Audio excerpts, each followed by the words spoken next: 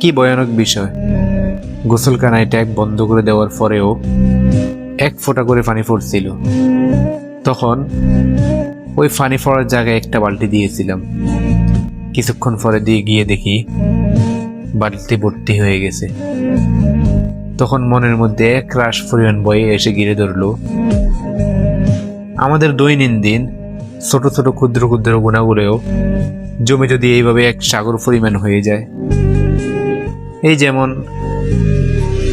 হুট করে মিথ্যা কথা বলা, একটা গান শুনে, সিনেমা দেখা, নাটক দেখা, এবং কি অন্যের গীবত করা। আমরা হয়তো মনে করি এটা তো তেমন গুনাহ না, এটাকে আমরা তেমন বড় গুনাহ মনে করি না। কিন্তু একটা গুনাহ এভাবে করতে করতে করতে করতে এক সময় যদি সে সাগর পরিমাণ হয়ে যায়, হয়তো বা হয়েও গেছে, তাই আমরা আজ থেকে তওবা করি। আমরা এভাবে ছোট ছোট গুনাহগুলো থেকে বিরত থাকবো। বড় গুনাহগুলো থেকে তো বিরত থাকবোই, এবং কি ছোট ছোট গুনাহ থেকেও বিরত থাকবো। কারণ এই ছোট গুনাহগুলোই এক সময় সাগর পরিমাণ হয়ে যেতে পারে।